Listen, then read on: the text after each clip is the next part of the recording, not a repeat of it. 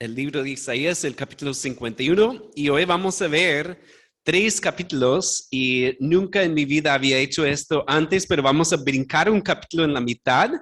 No va a ser una prédica tan expositiva porque estábamos hablando con el pastor Alfredo y hay temas que, bueno, este libro es complejo y por eso quería ver lo práctico de saber el futuro. ¿Qué harías si pudieras ver el futuro? Sería interesante, ¿no? Yo estaba pensando, y yo a veces miro eso del Bitcoin. ¿Ustedes han visto eso? La criptomoneda.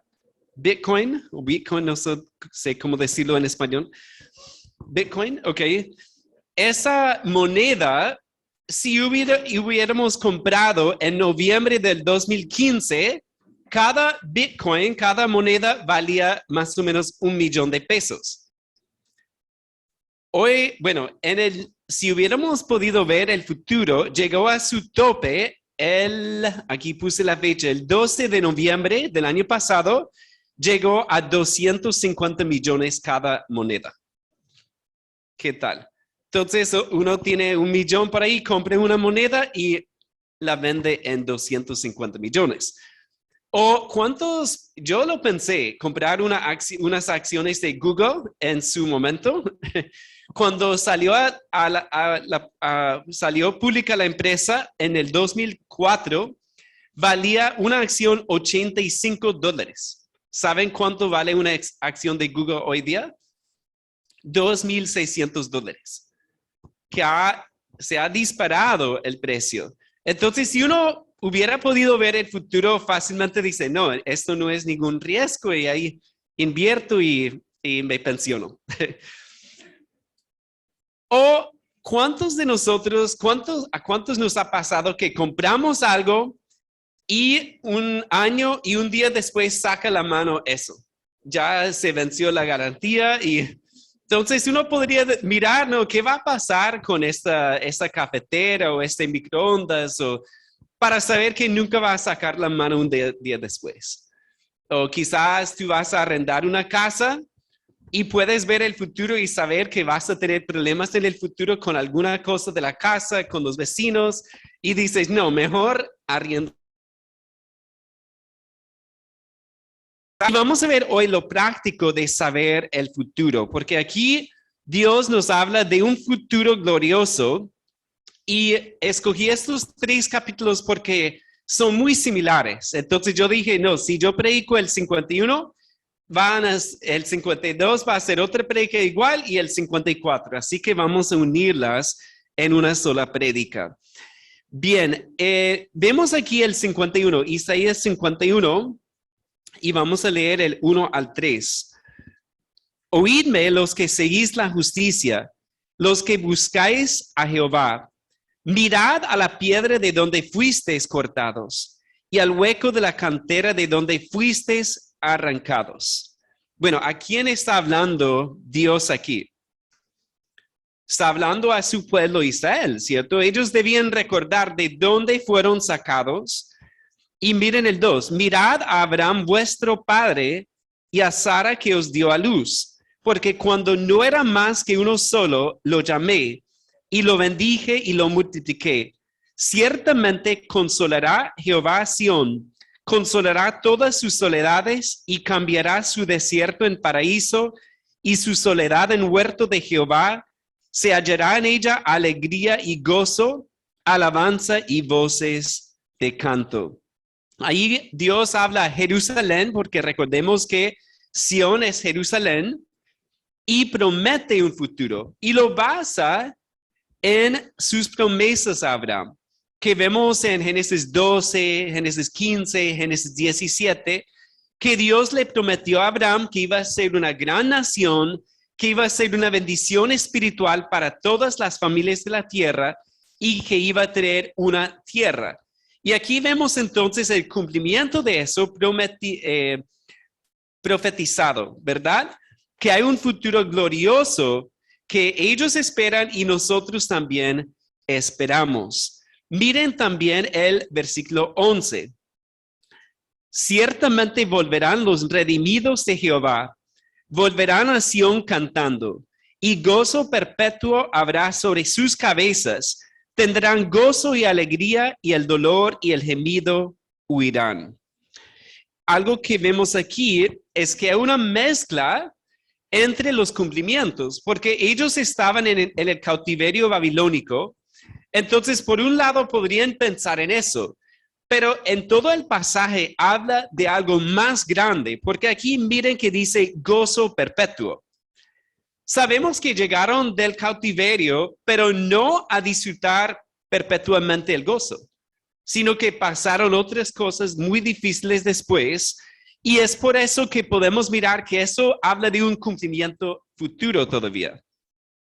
Miren el capítulo 52, el 6 al 8. Por tanto, mi pueblo sabrá mi nombre por esta causa en aquel día, porque yo mismo que hablo, he aquí estaré presente. Cuán hermosos son sobre los montes los pies del que trae alegres nuevas, del que anuncia la paz, del que trae nuevas del bien, del que publica salvación, del que dice a Sión, tu Dios reina. Voz de tus atalayas, alzarán la voz, juntamente darán voces de júbilo, porque ojo a ojo verán que Jehová vuelve a traer a Sión. Y ahí hay una diferencia en las traducciones, y es un poquito difícil la traducción ahí, y otras versiones dicen que el Señor vuelve a Sión. Pero da igual, la consolación de Sión, de Jerusalén, es la venida del Señor, y como dice ahí en el 6 al final, he aquí estaré presente. La esperanza futura es que el Señor llegará a Jerusalén físicamente, estará allá. Y el 9 dice, cantad alabanzas, alegraos juntamente, soledades de Jerusalén, porque Jehová ha consolado a su pueblo, a Jerusalén ha redimido. Jehová desnudó su santo brazo ante los ojos de todas las naciones, y todos los confines de la tierra verán la salvación del Dios nuestro. Y esto entonces habla de un futuro que no está aquí todavía. Miren el 54, el capítulo 54, el 1 al 3. Regocíjate, oh estéril, la que no daba luz, levanta canción y da voces de júbilo, la que nunca estuvo de parto, porque más son los hijos de la desamparada que los de la casada, ha dicho Jehová. Ensancha el sitio de tu tienda y las cortinas de tus habitaciones sean extendidas. No seas escasa, alarga tus cuerdas y refuerza tus estacas, porque te extenderás a la mano derecha y a la mano izquierda, y tu descendencia heredará naciones y habitará las ciudades asoladas. Nuevamente habla de promesas que en primera instancia están dirigidas a Israel como nación, pero si creemos en Jesús como el Mesías, nosotros también vamos a participar en todo esto. Y fue chévere, esta semana estaba escuchando una prédica de un pastor. Yo escucho prédicas de una iglesia en Jerusalén, y él es judío y su congregación es una mezcla de gentiles y judíos. Y él hablaba de esto. Él decía, si tú eres gentil, no te sientas mal porque no eres judío. Porque si tú crees en Jesús como Mesías, vas a gozar de todas estas bendiciones también. Y me pareció fenomenal eso. Pensar en lo que viene a ser Cristo, nosotros vamos a estar ahí con Él. Así que hay muchas profecías sobre el futuro que vamos a ver, y vamos a ver también cómo eso debe tener un efecto práctico en nuestra vida. Así que oremos para que Dios nos ayude.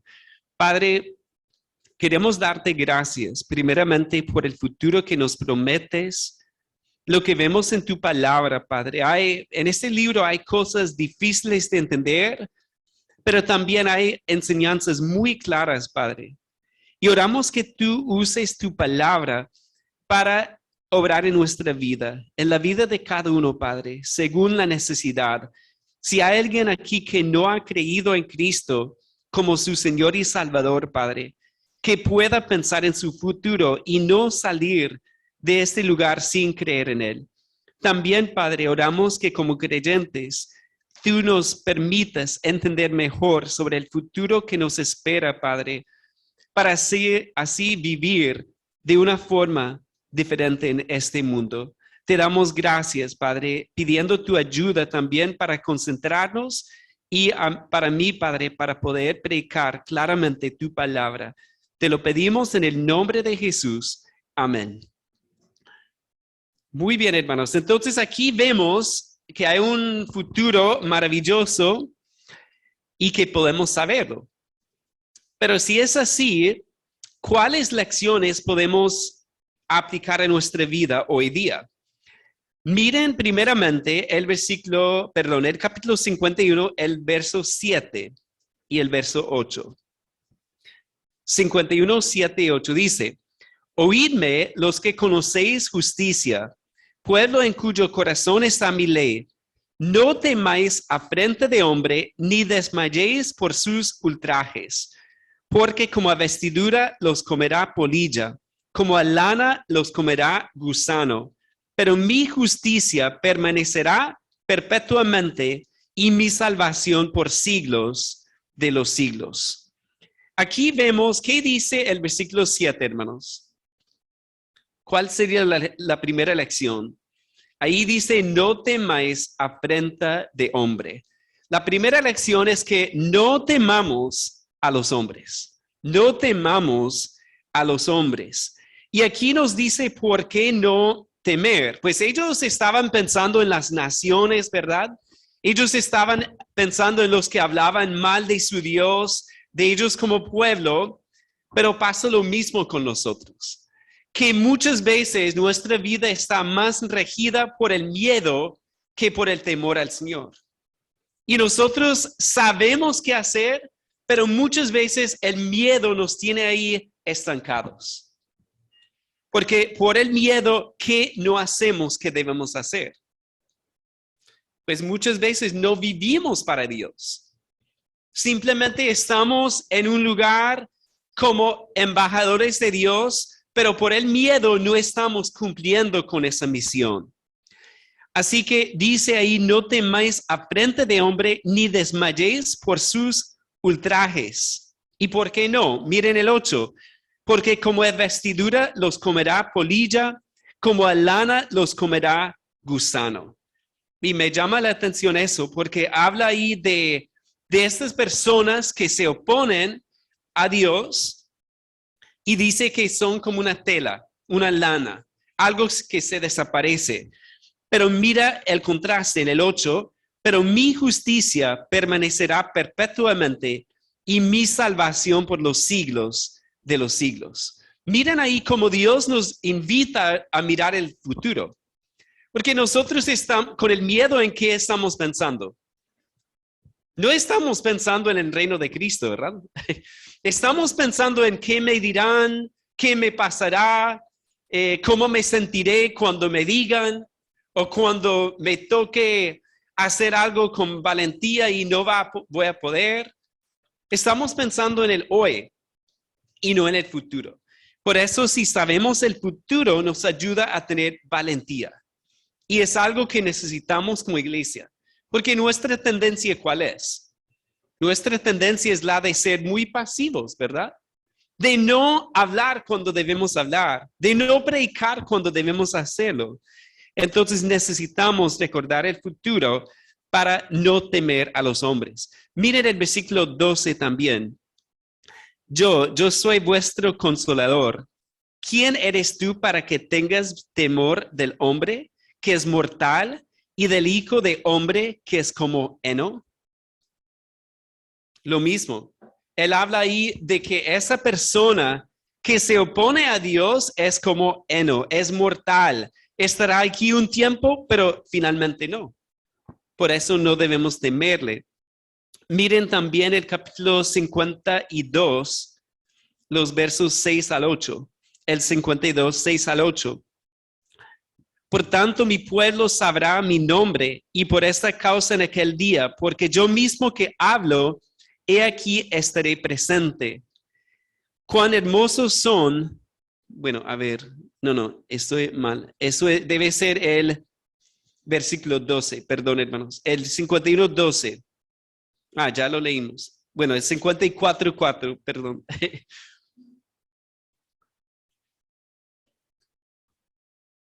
54:4 dice, no temas, pues no serás confundida, y no te avergüences, porque no serás afrentada, sino que te olvidarás de la vergüenza de tu juventud y de la afrenta de tu viudez no tendrás más memoria. Entonces aquí también le dice a Jerusalén, no temas. ¿Y por qué no debe temer? ¿Qué dice? No serás confundida, no te avergüences, porque no serás afrentada. Y eso es el temor, nos lleva a pensar en el futuro y qué nos va a pasar. Y nos inventamos o nos imaginamos muchas cosas que nos van a pasar, pero Dios le decía a Israel, si ustedes me siguen, no deben temer al hombre, porque finalmente no van a ser avergonzados. Y ahí en el contexto, el versículo 5 dice, porque tu marido es tu hacedor, Jehová de los ejércitos es su nombre, y tu redentor, el Santo de Israel, Dios de toda la tierra será llamado. Porque como a mujer abandonada y triste de espíritu, te llamó Jehová, y como a la esposa de la juventud que es repudiada, dijo el Dios tuyo, por un breve momento te abandoné, pero te recogeré con grandes misericordias. Entonces, ellos debían pensar que si creían en Él, finalmente no iban a ser avergonzados. Finalmente no iban a ser expuestos a los insultos, a la vergüenza ante los demás. Y eso también nos puede pasar a nosotros. Cuando pensamos nuevamente en el temor al hombre, es por pensar en esa vergüenza que quizás vamos a tener que pasar. Pero que mucho mejor es pensar en que si hemos recibido a Cristo, no vamos a ser avergonzados. En ese gran juicio vamos a estar ante Él y Cristo es nuestro Salvador, así que no vamos a tener que pasar lo que les va a pasar a los demás. Porque habla de ese juicio, de sacar esos libros y las personas que no reciben a Cristo serán avergonzadas. ¿Y por qué? Porque Dios va a exponerles mostrarles todos sus pecados y van a quedar con la boca cerrada. Pero si hemos recibido a Cristo, jamás nos va a pasar. Dios no va a sacar esos libros. ¿Por qué? Porque Cristo ya pagó por esos pecados y no tenemos que pasar vergüenza ante el Señor. Como dice Pablo en Romanos 10:11, todo aquel que en Él creyere no será avergonzado. Y habla de ese juicio final que no seremos avergonzados. Si pensamos en Israel en aquel entonces, ellos tenían muchas tentaciones de temer a los hombres. ¿Recuerdan ustedes el capítulo 37? Miren un momento el capítulo 37. Porque ya hemos visto esto, pero es bueno recordar, porque yo pensaba en naciones que ellos podrían temer, Asiria era una de ellas. Y recuerden que el rey Sennacherib, me cuesta ese nombre. Bueno, Sennacherib llegó y empezó a insultar al Dios verdadero y envió a su, a su mensajero Rabsaces. Y este hombre lo que hablaba era insultos en contra de ellos y en contra de su Dios. Ahora, si alguien empieza a insultarlos, ¿cómo reaccionan? Yo lo vi anteayer, que un pequeño accidente y empezaron a insultarse y yo pensaba, wow, menos mal no fui yo. ¿Cierto? Porque todo lo que se dice y lo que uno se siente cuando empiezan a insultar. Y para los judíos, peor aún, porque muchos han querido exterminarlos y hablan mal de ellos y hablan mal de su Dios. Y vemos aquí lo mismo pasaba. Y aquí miren el 10. Estas son palabras de Rabsaces. Así diréis a Ezequías, rey de Judá, no te engañe tu Dios en quien tú confías, diciendo, Jerusalén no será entregada en mano del rey de Asiria. He aquí que tú oíste lo que han hecho los reyes de Asiria y todas las tierras que las destruyeron. ¿Y escaparás tú? ¿Acaso libraron sus dioses a las naciones que destruyeron mis antepasados? A Gozán, Arán, Rezef y a los hijos de Edén que moraban en Telasar. ¿Dónde está el rey de Amat, el rey de Arfad y el rey de la ciudad de Sepharvaim, de Ena y de Iva? Y tomó Ezequías las cartas de mano de los embajadores y las leyó. Pero voy a parar ahí para hacerles una pregunta. Si tú recibes una carta así, ¿qué haces? Insultos, te voy a destruir, tu Dios es un engaño. ¿Y cómo te sientes? Con miedo, ¿verdad? Con miedo. Y pues no nos dice aquí cómo se sentía Ezequías. Seguramente entró en su corazón todo eso y estaba luchando porque tenía miedo seguramente. Pero miren lo que hizo. Y subió a la casa de Jehová y las extendió delante de Jehová. Entonces Ezequías oró a Jehová diciendo, Jehová de los ejércitos, Dios de Israel, que moras entre los querubines, solo tú eres Dios de todos los reinos de la tierra. Tú hiciste los cielos y la tierra. Inclina, oh Jehová, tu oído y oye. Abre, oh Jehová, tus oídos y mira. Y oye todas las palabras de Sennacherib, que ha enviado a blasfemar al Dios viviente. Ciertamente, oh Jehová, los reyes de Asiria destruyeron todas las tierras y sus comarcas, y entregaron los dioses de ellos al fuego, porque no eran dioses, sino obra de manos de hombre, madera y piedra, por eso los destruyeron. Ahora pues, Jehová Dios nuestro, líbranos de su mano, para que todos los reinos de la tierra conozcan que solo tú eres Jehová. Ahí vemos la forma correcta de reaccionar ante el miedo a los hombres. Y eso implica a veces rendirnos ante el Señor en oración y decir, Señor, yo no sé qué voy a hacer, siento miedo, sé lo que tú quieres que yo haga y no puedo. Pero el Señor va a responder cuando hablamos con Él así. Porque Él es Dios. Y algo que no podemos olvidar, el Dios de Ezequías es nuestro Dios. Amén, hermanos. Y puede ser la nación de Asiria en contra nuestra, pero Él es más grande.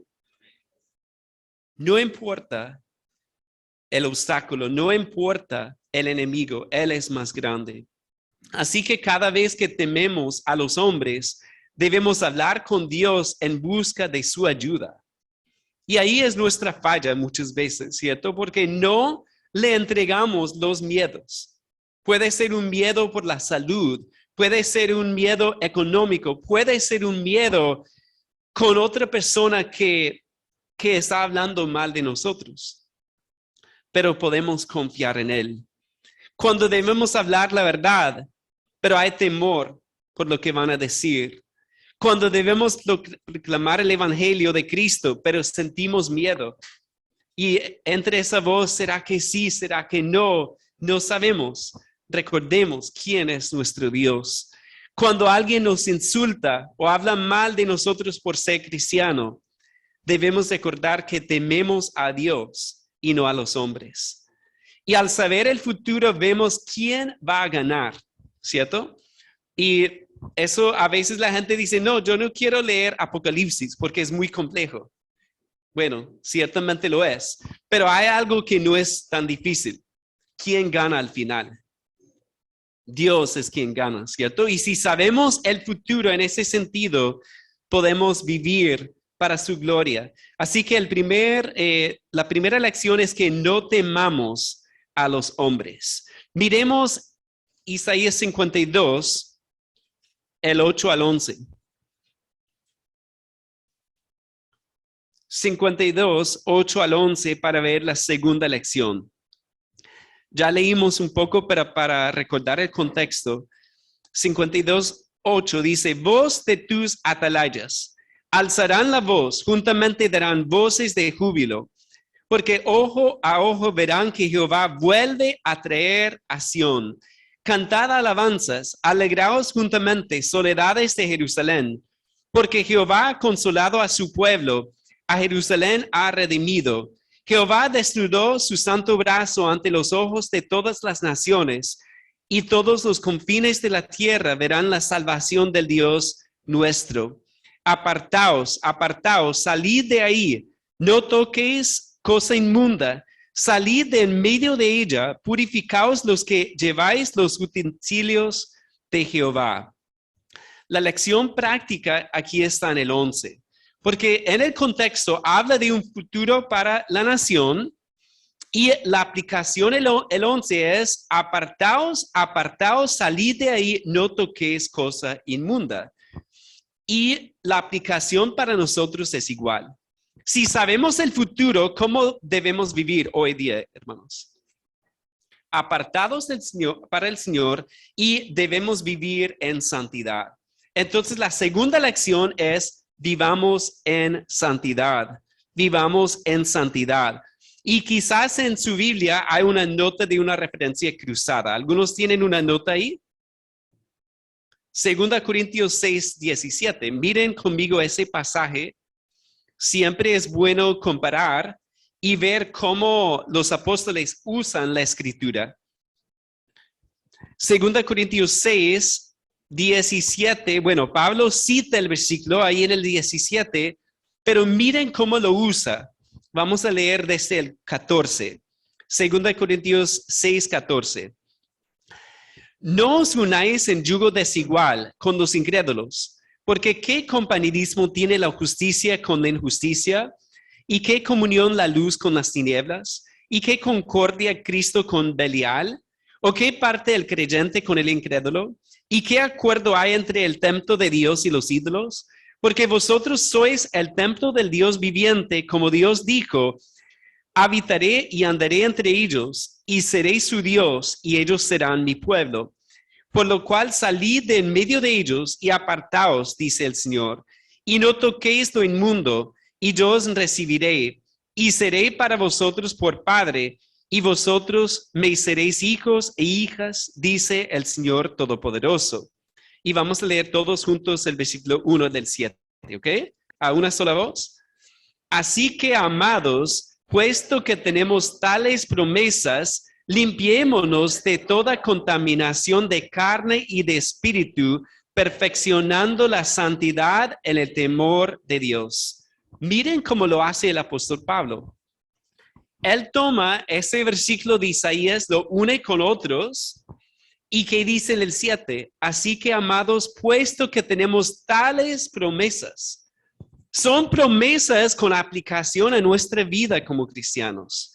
Entonces, si sabemos lo que va a pasar, que Dios va a reinar, que estaremos habitando con Él, que seremos su pueblo, ¿cómo debemos vivir? Pues ahí dice que debemos limpiarnos de toda contaminación de carne y de espíritu, perfeccionando la santidad en el temor de Dios. Así que la lección es que vivamos en santidad. Vivamos en santidad. Al mirar el futuro nos debe recordar esa necesidad hoy día, porque es muy, muy importante eso. Muchas veces no pensamos en el futuro, ¿cierto? Nosotros tendemos a pensar en el día de hoy, quizás mañana, pero ¿cuántos estamos pensando en el reino de Cristo?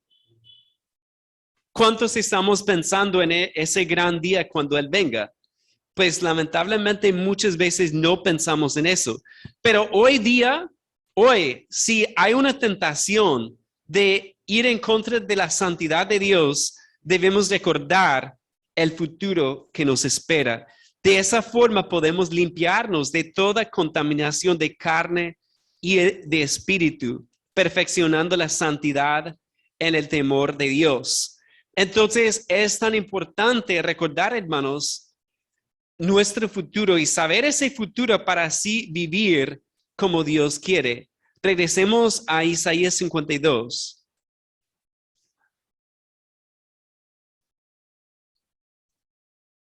En el 52:11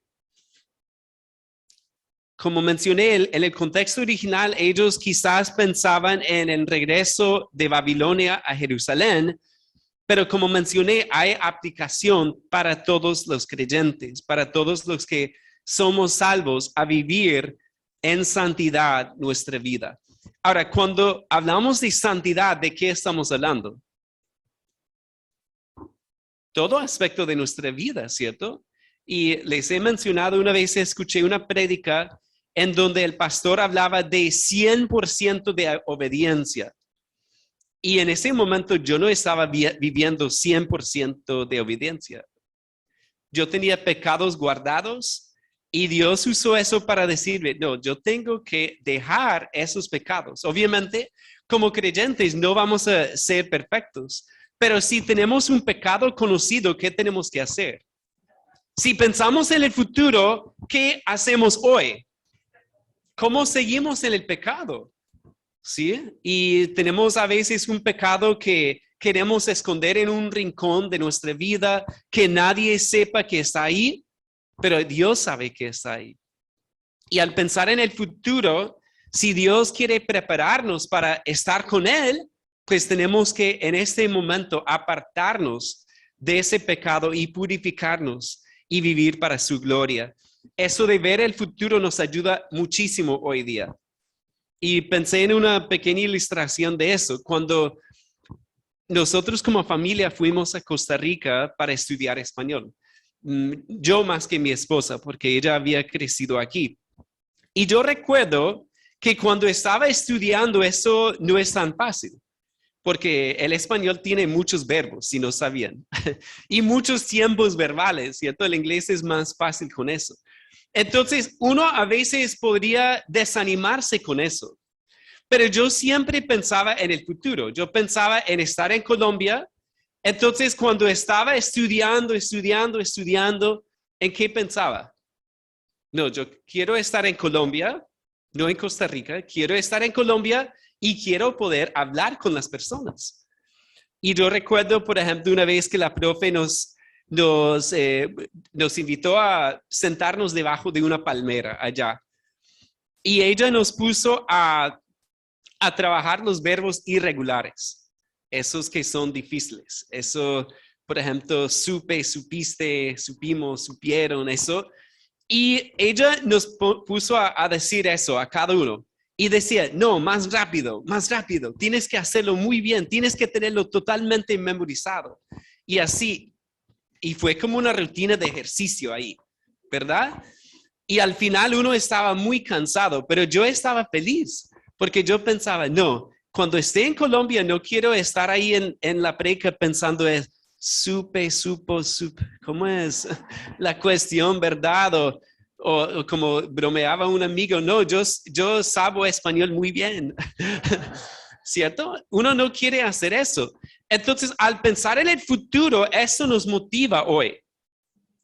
Porque ¿para qué estamos preparándonos? Para estar con Cristo, ¿verdad? Pero hoy día a veces no vivimos con santidad porque no estamos pensando en eso. Estamos pensando en el placer del momento, en lo que yo quiero hacer, en lo que me agrada a mí y no en ese gran día de estar con Él. Y tenemos que recordar eso. Y es algo tan práctico, hermanos. Entonces, cuando pensamos en nuestra vida, habla de una vida de santidad. Y eso duele a veces. Porque a veces toca cortar con cosas, ¿cierto? En nuestra vida. Y Cristo habla de sacar el ojo. Pues lo dice metafóricamente, no lo hagan. Pero Él habla de que si el ojo ofende, sacarlo. Porque a la luz de la eternidad, qué triste es estar entretenidos con pecados aquí cuando Él nos llama a santidad. Vivir para su gloria. Tener un propósito fijo porque vemos el futuro y sabemos a dónde vamos. Amén. Eso nos ayuda muchísimo. Pues en nuestra vida espiritual, si somos muy conscientes de nuestra ciudadanía celestial, eso nos ayudará a rechazar las tentaciones de carne y de espíritu. Vivimos en este mundo, pero vivimos para el mundo venidero. Eso es lo que Dios nos llama a eso. Y obviamente cuando miramos aquí, Este texto, ok, es ese televisor. Este texto habla a creyentes, habla a personas, como hemos visto, por ejemplo, lo vimos ahí en el capítulo 51, miren otra vez, el 51:7. Oídme los que conocéis justicia, pueblo en cuyo corazón está mi ley. ¿A quiénes está hablando Dios? A los que creen en Él, a los creyentes, a los redimidos. Lo dice también en el 51, el 11, ciertamente volverán los redimidos de Jehová. Así que tenemos que hacernos la pregunta si somos los redimidos del Señor. Si conocemos a Cristo, si conocemos la salvación de Cristo Jesús. Y Dios mediante, no sé si el otro domingo, dentro de 2, vamos a predicar el capítulo 53. Pero miren conmigo un momento el capítulo 53. Porque si tú no sabes si eres un redimido del Señor, aquí hay la forma de hacerlo, de saberlo. Aquí el 53:5. Mas él herido fue por nuestras rebeliones, molido por nuestros pecados. El castigo de nuestra paz fue sobre él, y por su llaga fuimos nosotros curados. Todos nosotros nos descarriamos como ovejas, cada cual se apartó por su camino, mas Jehová cargó en él el pecado de todos nosotros. Entonces, ¿cómo podemos saber si somos sus redimidos? Pues si hemos recibido lo que Él hizo en esa cruz, porque esta es una profecía de lo que Él iba a hacer en esa cruz, y dice ahí que Jehová cargó en Él el pecado de todos nosotros. Para estar en ese versículo tenemos que recibir lo que Él hizo. No solamente decir, qué bueno que murió, pero entender, Él murió por mis pecados. Él murió para por mis rebeliones, como dice ahí en el 5, porque no es solamente por todo el mundo, sino que tiene que ser por mí, y entenderlo y recibirlo. Recibir a Cristo por fe, recibir su salvación, y de esa forma podemos decir, yo soy uno de los redimidos, no por mis obras, porque por mis obras sería o debería ser condenado, pero por la obra de Cristo en esa cruz. Y un creyente verdadero, si tú le preguntas, ¿por qué sabes que eres redimido? ¿Qué va a decir? ¿O qué no va a decir? No va a decir, no, es que yo asisto a Impacto Bíblico. Yo canto con las alabanzas. Yo sé algunos versículos de memoria. Yo doy una ofrenda. No, un creyente verdadero, ¿qué va a decir? Solamente por lo que hizo mi Señor y mi Salvador Cristo en esa cruz al pagar por mis pecados, yo soy cristiano. Solamente por Él. Porque en mí no hay nada bueno. Es solamente lo que Él hizo por mí. Y mi única esperanza es Cristo. Y así piensa en tu mente si tu respuesta es la misma. ¿En quién o en qué pones la confianza para tu salvación? Si pones a Cristo más otra cosa, eso no es salvación, porque esa cosa es una obra. Tiene que ser puesta la fe únicamente en Cristo Jesús. Así que, bueno, también 1 de Juan 5:12 dice, el que tiene al Hijo tiene la vida, el que no tiene al Hijo de Dios no tiene la vida. Creo que lo dije mal, pero bueno, la verdad es eso, ¿cierto? Bueno, en el otro servicio lo mire. Miremos ese versículo rápidamente. Así lo dije bien, ¿cierto? 1 Juan 5:12, el que tiene al Hijo tiene la vida, el que no tiene al Hijo de Dios no tiene la vida. Y la gente quiere decir, no, la Biblia es muy confusa, muy difícil, yo no la entiendo, pero ese versículo es clarito, ¿verdad? Muy claro. El que tiene al Hijo tiene la vida, el que no tiene al Hijo de Dios no tiene la vida. Y está hablando de la vida eterna. Entonces, cuando pensamos en lo que la palabra de Dios dice sobre el futuro, tenemos que saber solamente los que hemos recibido a Cristo somos sus redimidos. Y eso es lo más importante. Entonces, estamos hablando de la santidad. Si vemos el futuro, debemos vivir entonces en santidad hoy día. Y cada uno debe pensar qué significa para ti vivir en santidad en tu vida. Porque las tentaciones mías no son las tuyas, seguramente. Y las tuyas pueden ser diferentes a las mías. Pero cada uno entiende sus debilidades, ¿cierto? Si es una debilidad con el chisme, por ejemplo. Si es una debilidad con la inmoralidad sexual. Si es una tentación a pensar o temer lo peor siempre y no confiar en Dios. La santidad abarca todo eso, tiene que ver con todo eso. Entonces debemos vivir en santidad al pensar en el futuro que Dios nos promete. Miremos el capítulo 54, el versículo 17. La última lección de hoy. El 54:17 dice, ninguna arma forjada contra ti prosperará, y condenarás toda lengua que se levante contra ti en juicio. Esta es la herencia de los siervos de Jehová, y su salvación de mí vendrá, dijo Jehová. En el contexto original está hablando Israel, pero esto tiene aplicación a todos nosotros. Porque algo bonito es pensar que hemos visto o vamos a ver 4 cantos del siervo. ¿Recuerdan eso? Vamos a ver el último en el 53. Está en la mitad porque es lo que garantiza lo que vemos en los otros capítulos. Cristo Jesús, el siervo, es quien garantiza nuestro futuro. Y por eso habla de la herencia de los siervos. Si tú crees en el siervo, ¿qué eres? Siervo también. Y eso es muy hermoso. Y eso depende de lo que Dios ha prometido. Miren arriba el versículo 9. Porque esto me será como en los días de Noé, cuando juré que nunca más las aguas de Noé pasarían sobre la tierra. Así he jurado que no me enojaré contra ti, ni te rendiré. Ahí vemos promesas que Dios hizo a Noé, el pacto con Noé. Ya vimos el pacto con Abraham y miren el nuevo pacto en el 10. Porque los montes se moverán y los collados temblarán, pero no se apartará de ti mi misericordia, ni el pacto de mi paz se quebrantará, dijo Jehová, el que tiene misericordia de ti. Observen cómo Dios basa todo en sus pactos. Porque cuando Él hace un pacto, ¿será que va a cambiar después? No, porque un pacto es la forma más seria de prometer algo.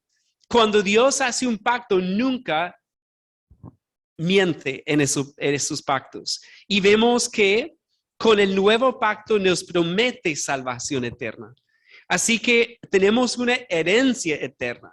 Una herencia que está basada en sus promesas y en su carácter también. Cuando miramos todo esto, nos lleva a pensar en nuestra herencia. Ellos esperan una herencia y nosotros también, y para nosotros incluso es más clara cómo es esa herencia. Miren conmigo 1 de Pedro 1. Y vamos a terminar aquí en esta carta. Porque cuando empezamos a hablar de herencia, ¿cuál es nuestra herencia? Aquí en 1 de Pedro 1, 3. Pongan mucha atención a lo que dice aquí, hermanos. Es un pasaje precioso.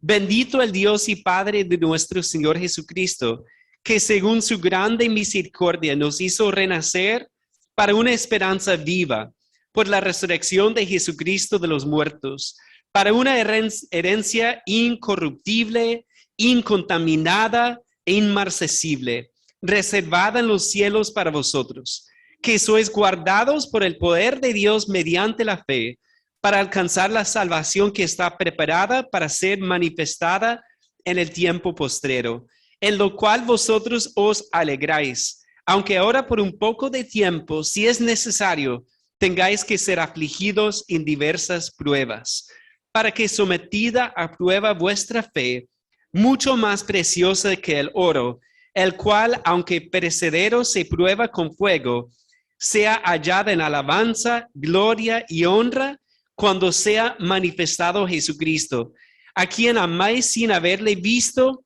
en quien creyendo, aunque ahora no lo veáis, os alegráis con gozo inefable y glorioso, obteniendo el fin de vuestra fe, que es la salvación de vuestras almas. Aquí vemos cómo es nuestra herencia. Y yo creo que al leer esto es tan maravilloso que captamos una pequeña parte, ¿verdad? Pero noten, por ejemplo, el 4.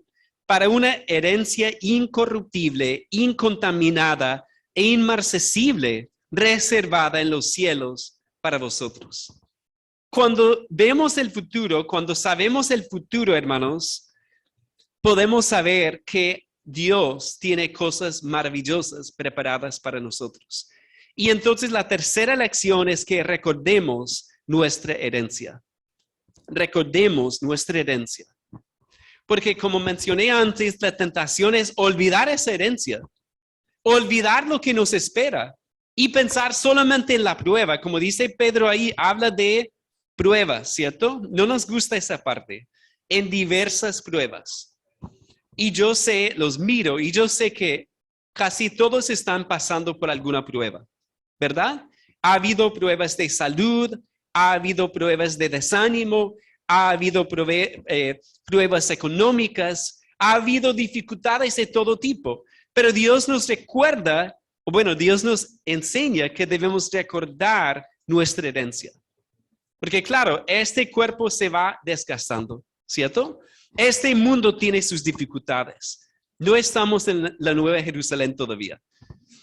Y eso lo entendemos todos los días. Pero aquí vemos esta herencia. Y yo estaba pensando en una guitarra. Yo toco un poco, no bien, pero yo sé cómo es afinar una guitarra. Y yo recuerdo que antes no había una aplicación para eso. Y era más difícil, ¿verdad? Usar un instrumento para hacerlo y uno tiene que afinar el oído para afinar esas cuerdas. Pero ¿para qué se afina una guitarra? Ustedes han escuchado, bueno, mis hijos tienen una guitarra, pero no saben afinarla. Entonces allá a veces están en su cuarto, tran, tran, tran, y uno,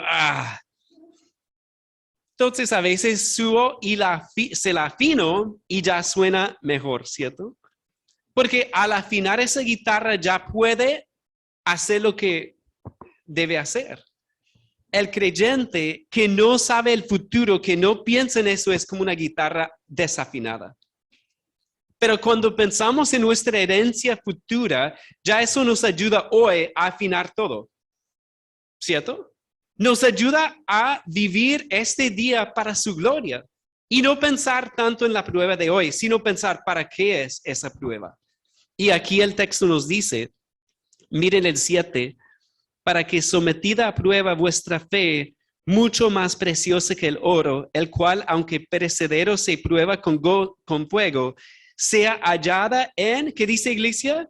Alabanza, gloria y honra cuando sea manifestado Jesucristo.